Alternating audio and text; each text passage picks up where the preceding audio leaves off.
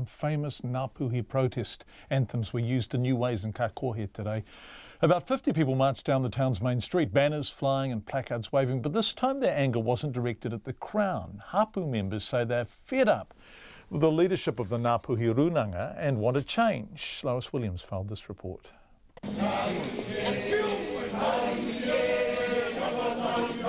It was wahine front and centre in the hikoi to the runanga building in Kaikohe this morning. 16 hapu and we are adamant we do not have the leadership we deserve.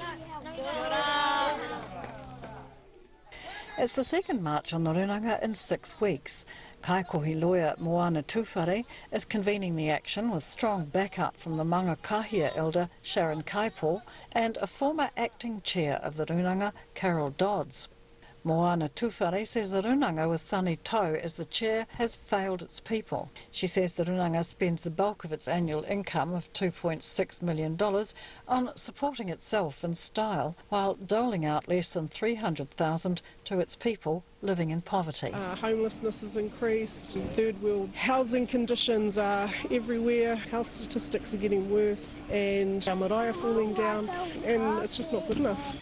Carol Dodds spent some time as acting chair of the runanga, while Sunny Tau served a sentence of community detention in 2016 for shooting protected kereru. She says it concerns her that the runanga is shaping up to control the eventual Ngapuhi treaty settlement by forming a new iwi-wide entity to manage it. Mrs Dodds says the runanga is not fit for that role because it doesn't truly represent the mini hapu of Ngapuhi. She says it's time the old guard moved over to make way for new, younger leaders. They do have the qualifications, they have the experience, they have the tikanga, the LAW and the LORE, they have that in balance. They're ready to go. We need to start, us older ones need to step aside, let the young ones through and we'll walk with them and guide them.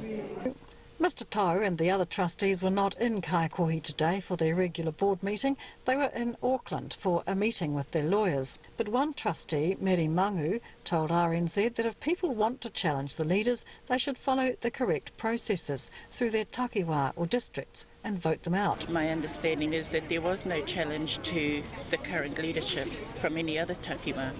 So the processes are there. They're just not being used, they're being ignored, which is a real problem. But the hikoi leaders say those processes don't work because some of the runanga's trustees have been foisted on takiwā who don't want them and not democratically elected. The hapu will be back to protest at the next runanga board meeting in 6 weeks' time, but Honi Mihaka is exhorting them to bring their mates. Unless they can marshal more numbers, he says, the runanga will simply laugh at them. In Kaikohe for Checkpoint, Lois Williams.